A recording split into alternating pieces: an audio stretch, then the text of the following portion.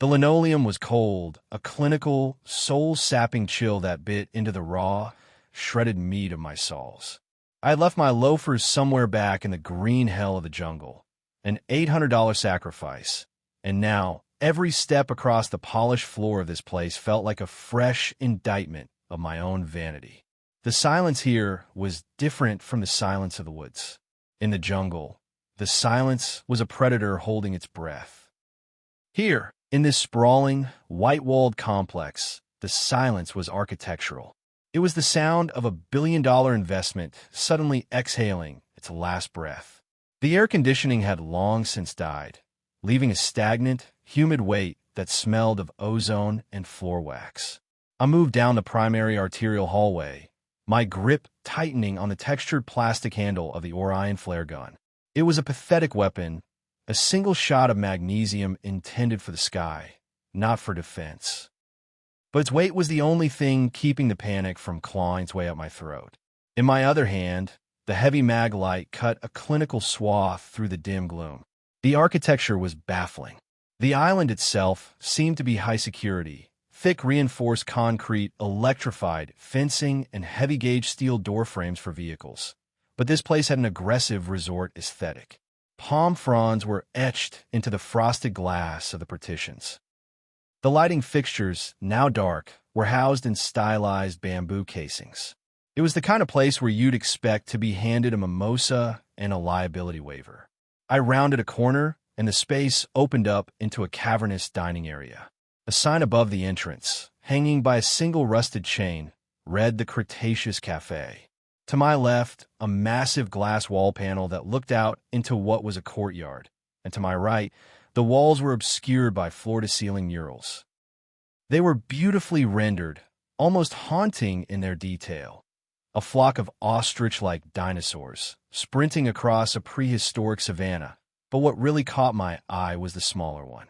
It was standing stationary with its long fingers that ended with claws. It was what I had seen back in the main hall. I felt a cold shiver, as its eyes seemed to track me as I moved. The cafe was a graveyard of suburban comforts. I approached one of the tables. Two open tubs of ice cream sat opposite each other. With their lids ajar, the ice cream melted. It was indicating two people sat here recently. It was now a thriving ecosystem for thick, black flies. They buzzed upward in a drone as my light hit them, a living cloud of irritation. I forced myself to look away. My stomach groaned, a hollow, twisting pain, but the thought of food in this place made my throat constrict. I needed Sally. Logic dictated she'd find a place like this. She was always the one with the cooler head. She would seek shelter, she would seek supplies, and she would seek a defensible position. Beside the cafe entrance stood the Gallimimus gift shop. The name was plastered in a playful, rounded font with a colorful cartoon dinosaur. In the shop was a chaotic tableau of commercialism meeting a literal wreck. Racks of I Survived the Island and Rap Attack t-shirts were scattered across the floor. Plush toys, shrunken, adorable versions of random dinosaurs I suspected had something to do with the island outside. They sat on store shelves, their button eyes reflecting my flashlight beam with a mocking cheerfulness. Among other miscellaneous items, such as coloring books, toys, and pamphlets. I picked up a pamphlet. It shows the park's logo, a dinosaur skeleton in a red and yellow circle with the lettering Jurassic Park, the same logo I had seen earlier on the side of the Jeep.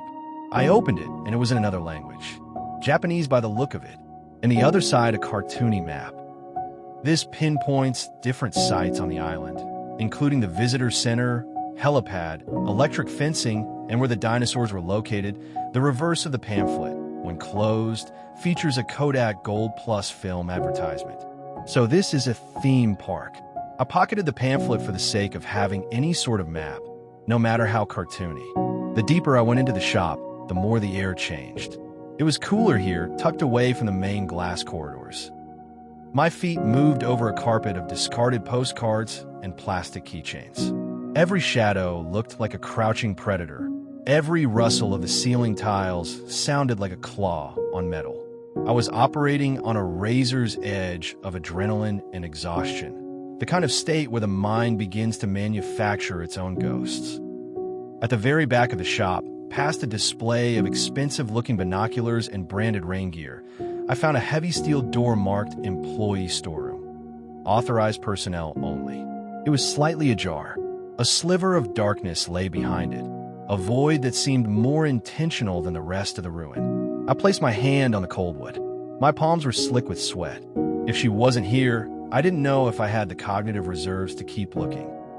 I was a man who lived by office meetings, business seminars, and calculated risks, but there was no math for this. There was only the visceral, terrifying hope that the woman I loved was behind this door. I pushed. The door swung inward with a heavy, muffled thud as it hit a cardboard box. I swept the mag light across the room. It was a cramped space, lined with metal shelving units sagging under the weight of inventory. Boxes labeled mugs, hoodies, and mixed plushy dinosaurs were stacked floor to ceiling. And there, in the corner, nestled into a makeshift nest of unboxed sweatshirts, was a figure. Sally. My voice came out as a broken rasp, hardly a whisper. She didn't move. My heart skipped, a cold dread lurching in my chest. I moved closer, the beam of light trembling. She was curled on her side, her back to me. Her dress was ripped and torn. Her blonde hair was a matted tangle, tucked behind an ear that looked red and wind-burned. "Sally," I said, louder this time, stepping over a box of Jurassic-themed tumblers. She bolted upright with a violence that made me jump back, the flare gun nearly slipping from my hand. She didn't scream. She didn't cry out. She came up with a shard of broken glass held in a white-knuckled grip, her eyes wide, blown out with terror and a feral, defensive instinct. "It's me. Sally, it's all I is. It's me." The beam of my light caught her face. She blinked, squinting against the glare, her chest heaving in short, jagged bursts. The shard of glass trembled in her hand, but she didn't lower it. Not yet. Her mind was clearly processing the impossibility of my presence, shifting through the layers of trauma to find the man she knew. "Elias?" she whispered. The words sounded foreign to her, like a language she hadn't spoken in years. "Yeah, it's me. I found you." The glass shard fell from her hand, thumping softly onto the pile of sweatshirts. She didn't collapse into my arms. She didn't burst into tears, or would if she wasn't so dehydrated. She simply sat there, staring at me, her face a mask of shock that was slowly being eroded by the sheer, crushing reality of survival. I dropped to my knees beside her. The pain in my feet flared, a white-hot reminder of the miles I'd covered, but I ignored it. I reached out, my fingers trembling, and touched her shoulder. She was real. She was warm. She was alive. "You're bleeding," she said. It wasn't a greeting. It was a clinical observation. She was looking at my feet. "Oh, yeah, I lost my shoes," I said, a hysterical laugh bubbling up in my chest before I choked it back. "I think they were out of style anyway." She looked up at my face then, and the wall finally broke. She didn't sob, but her eyes filled, and she leaned into me, burying her face in my neck. She smelled like salt water, sweat, and the damp, metallic scent of the storeroom. I held her with a ferocity that probably hurt, my eyes darting back toward the open door. We weren't safe. I knew that. The dead things I'd seen in the lobby, the skeletons that looked like they'd been ripped from their mounts by something with more muscle than a crane. This place was a tomb, and we were just the latest inhabitants. "We have to go." She whispered into my skin. "Elias, we can't stay here. They come in the night. The small ones. They've been sniffing at the door." "Okay," I whispered, taking her hand and helping her stand, my mind racing. I was a man of the world, a man who understood how corporations shielded themselves from liability, but this was something else. I asked her if she could walk. She nodded and looked directly into my eyes. I stared back into hers. In that moment, the world stopped, and for a brief moment we were together alone in a different plane of existence. I'd forgotten how beautiful her eyes were. She was shaky, her legs looking thin and frail under the grime, but there was a steel in her movements. She reached down and grabbed a backpack, one from the gift shop they were currently in, Her own salvage, she'd stuffed with what looked like bottled water and granola bars from the neighboring cafe. I've been eating these. She said. They're mostly sugar, but they keep you awake. Good, I said. We'll need it. The Gallimimus gift shop, as the sign above had declared, was behind us now. Just another utterly anachronistic space in this nightmare. We were in the visitor center hallway, a place that felt both too open and too enclosed simultaneously. The air thick with the stale scent of disinfectant and something else, something metallic and gamey that I didn't want to think about, barely stirred. We passed by the Cretaceous Cafe, and were now in one of the many marble floor hallways. Wait, I said. Sally looked at me puzzled. I found something. I pulled a rumpled tourist pamphlet from my barely intact pants pocket. It was a cheap thing, glossy and folded, the kind you grab from a display rack without thinking. A map. Not much, just the island layout. I unfolded it, the crease lines stark against the garish greens and blues of the illustrated jungle and ocean. It showed little icons of dinosaur skulls, indicating where those things were housed.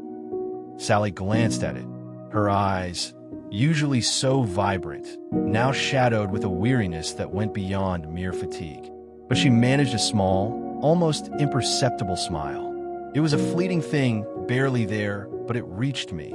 A tiny buoy in a storm. It reaffirmed, in its quiet way, that we weren't just two frightened animals, but two people clinging to some ember of hope, of sanity, of each other. Better than nothing, She murmured, her voice a low rasp. I nodded, refolding the map, tucking it back away. I saw some dead ones. My voice dropped, becoming a little guttural, a little rougher than I intended. The image was burned into my retinas. 2 of them. Dinosaurs, believe it or not. Or something like them. I waited for the confusion on her face, the question if the heat was getting to me, am I sick or whatever. But she didn't question me. Sally's breath hitched, a faint, almost inaudible sound. I saw them too. She admitted, her gaze sweeping the empty hallway, as if expecting something to materialize from the shadows at its far end. The fluorescent lights overhead hummed, a persistent, irritating drone that did nothing to alleviate the tension. God, Elias. This whole place, it scares me. Really scares me. Yeah, I agreed, the single word inadequate but honest. My own stomach was a coiled, not a dread. The adrenaline was a constant, low thrum beneath my skin, a biological alarm that wouldn't switch off. I felt constantly on edge, every sound, every flicker of movement in my periphery, sending a jolt through my nervous system. And when I first came in, earlier, there was something up ahead in the upper halls, I think. It saw me. For 20 or so seconds, it stared at me. Then it ran. I didn't elaborate, didn't need to. The thought of it, whatever it was, seeing me, processing my presence, then vanishing like smoke, was unsettling. A hunter observing. Hopefully, I finished, my voice thin. We won't see that thing again. We started moving, then, slowly, cautiously, our footsteps echoing too loudly in the otherwise silent hall. Each step felt like a gamble. The vast, vaulted space of the visitor center lobby, the one with the dead predators, loomed ahead, a jagged, terrifying monument to a failed fantasy. We shuffled along, our eyes scanning every shadow, every doorway, every overturned planter. The air grew colder as we approached the main entrance, a draft seeping in from the outside world, carrying hints of damp jungle and something wild and untamed. Then Sally stopped, her hand gripping my forearm, her fingers like iron bands. Her eyes were fixed on a point to our left, just past a curve in the wall, towards the main entrance. My gaze followed. It was a door, a heavy, unadorned steel door, almost blending into the drab concrete architecture. It was just a door, like any other, except for the small, black-on-white label affixed to its surface. Underground garage. Sally read aloud, her voice barely a whisper. I didn't see that on the way in. She was right. I hadn't either. The sheer scale of the panic, the desperate scramble for survival, the jarring sight of what awaited us beyond the entrance. It had blurred everything, reduced our world to a frantic tunnel vision. We'd been looking for a way out, not a way further in. We exchanged a look. Her face, pale and streaked with dirt, was etched with a familiar mixture of fear and a burgeoning, desperate curiosity. Mine probably mirrored hers. The front lobby was too exposed, too many angles for something to burst through, too many shadows for something to lurk. This was an unknown, but it promised shelter, concealment, below ground. A chance, I said, the word tasting like ash in my mouth. Better than staying up here. Sally didn't argue. She just nodded a decisive, sharp movement. We moved towards the door. The steel was cold beneath my hand as I grabbed the industrial-grade pull handle. It rotated with a solid, mechanical thunk, the internal locking mechanism disengaging. I pulled.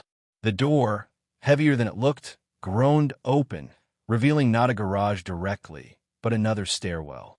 Concrete steps descending into profound, absolute darkness. I fumbled for my tactical flashlight. Its beam is stark, artificial spear cutting through the gloom. Dust motes danced in its harsh light. The air down here was different again, cooler, drier, with a faint tang of exhaust fumes and something metallic like old machinery. We descended, each step a conscious effort, relying on the beam to show us where to place our feet. The stairwell spiraled down, the rough concrete walls enclosing us, stifling the last vestiges of natural light. The silence here was different too, deeper, more absolute, broken only by the scuff of our boots and the ragged sound of our own breathing.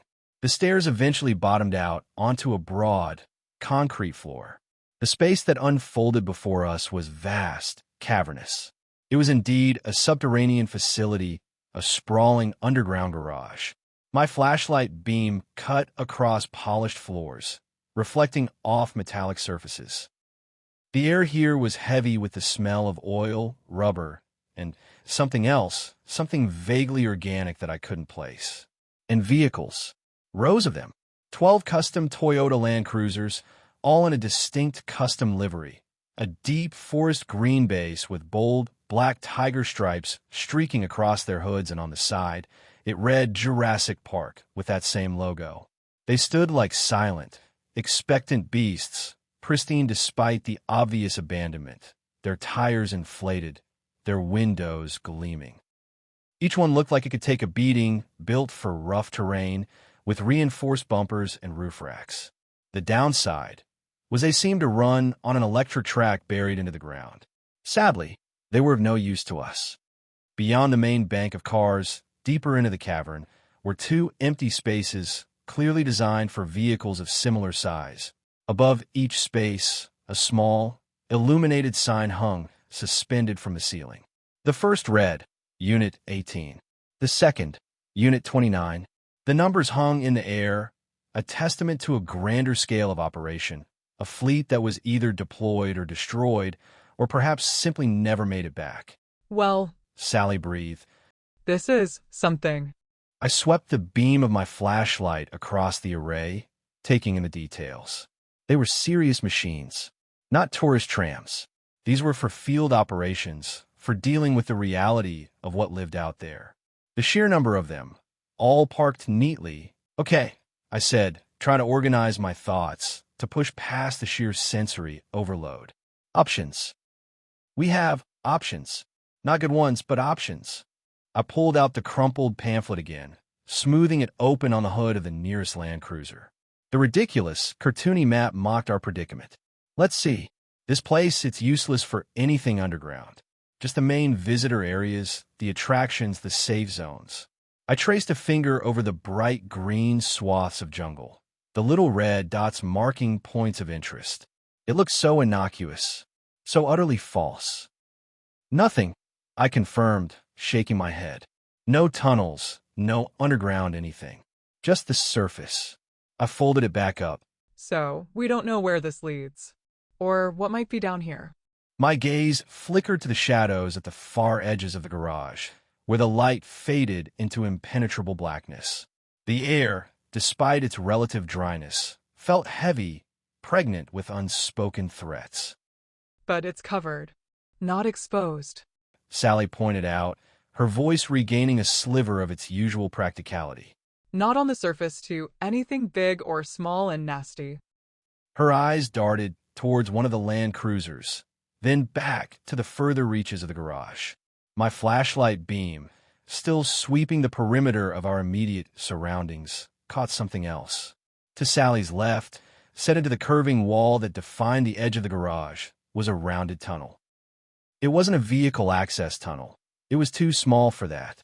More like a pedestrian or utility tunnel, about 10 feet in diameter, neatly bored through the earth. And above it, another small black and white sign. Jurassic Park East Dock. I read aloud, the words echoing slightly in the vast space. Then, underneath it, a secondary line read, 1 mile. The word hung in the air, electric with possibility. A dock meant water. Water meant a boat. A boat meant an off-ramp, away off this godforsaken island. It was a long shot, a desperate gamble, but given our situation, it felt like the only real opportunity we'd encountered. The Land Cruisers were static, land-bound, bound to the problems of the island itself. A boat could take us away. A shipping dock. Sally repeated, her voice hushed, reverent. A boat. An escape. Her eyes, wide and hopeful, met mine. It's a risk, I said, stating the obvious, but already my mind was churning, weighing probabilities. The tunnel. 1 mile.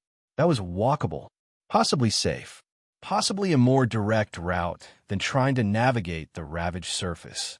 But it's a direct route. And underground, which means no dinosaurs. The last word had less assurance, more a desperate prayer than anything. We made the decision. Not a grand, deliberated choice, but a quiet, shared understanding.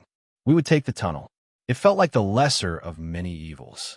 We walked past the silent Land Cruisers, their green and black stripes a testament to an industry of hubris, and headed towards the rounded opening. The tunnel entrance was unlit, a gaping maw of darkness.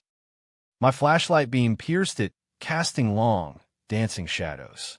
The tunnel air was cool, damp, and smelled of wet earth and ancient rock.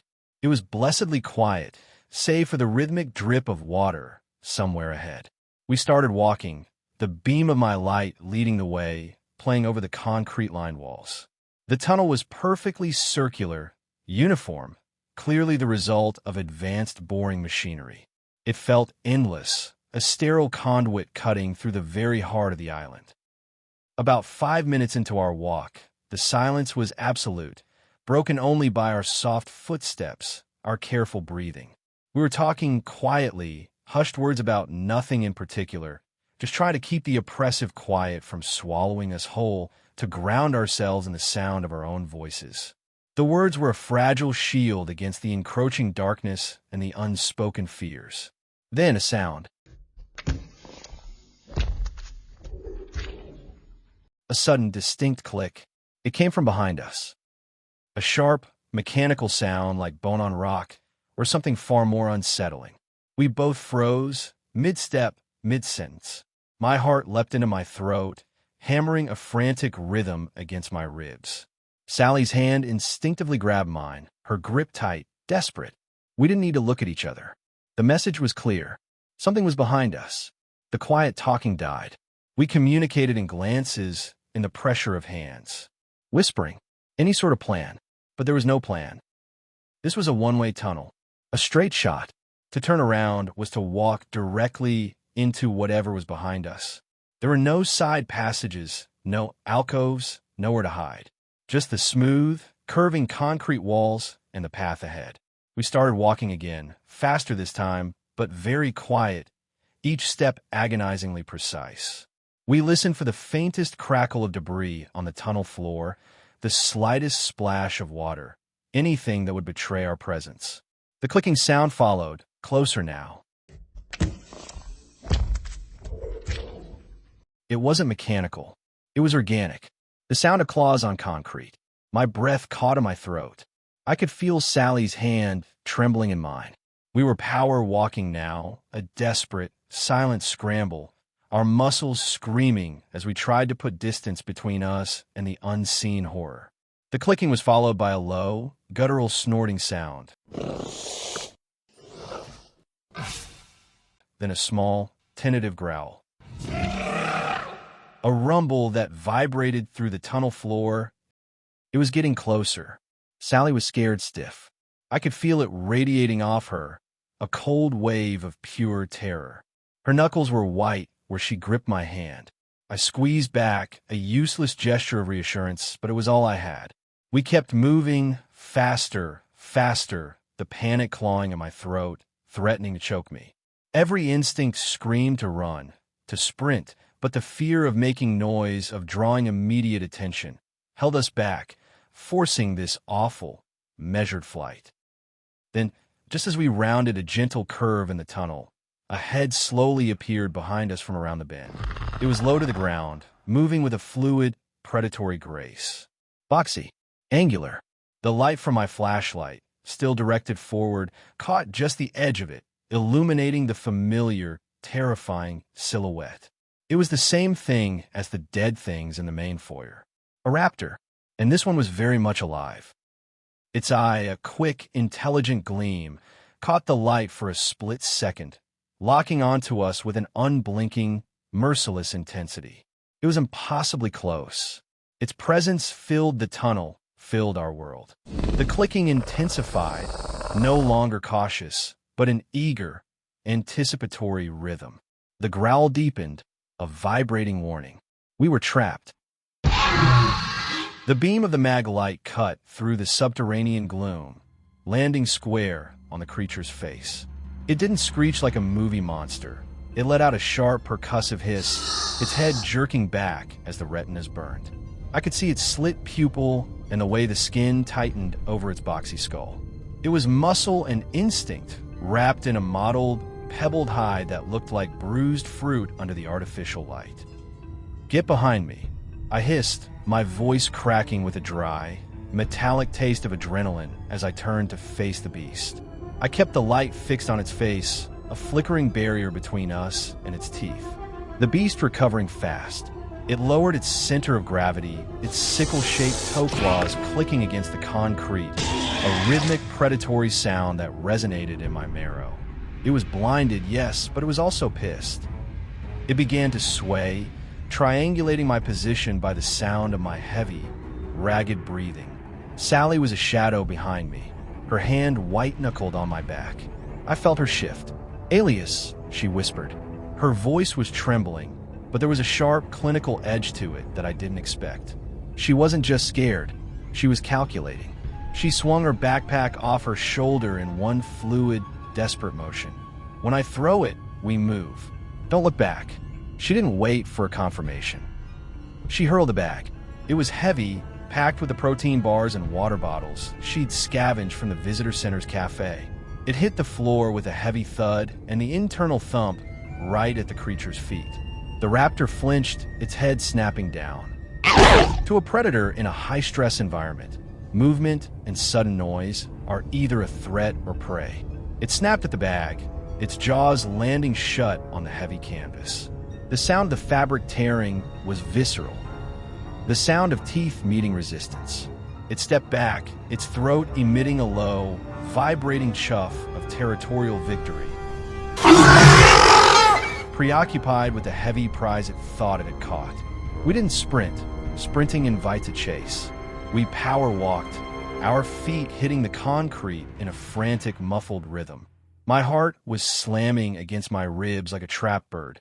Every 10 feet, I glanced back, the maglight's beam dancing over the curved walls of the tunnel. The raptor was still there, a dark shape hunched over the bag, ripping into the nylon to get at the smell of processed food inside. The tunnel felt like it was shrinking. The air was stagnant, smelling of old grease and the damp, earthy scent of the island filtering down through the vents. "How much further?" Sally whispered. She was hyperventilating, her footsteps uneven. The sign said a mile. We've been walking for maybe 10 minutes. Half a mile left. Maybe less. I looked at the map again. The pamphlet with its East Dock cartoony aesthetic. It was an insult to the reality of the situation. There was no fun here. There was just the cold realization that we were in a man-made digestive tract, and something was behind us. We rounded a bend, the tunnel sloping downward. The clicking started again. It was further back, but it was moving.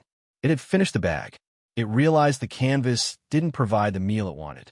"It's coming back," Sally said. It wasn't a question. "I know," I replied, tightening my grip on the light. "Keep moving. If we see a door, any door, we take it. But right now, we keep the line." The intelligence of the thing was what curdled my blood.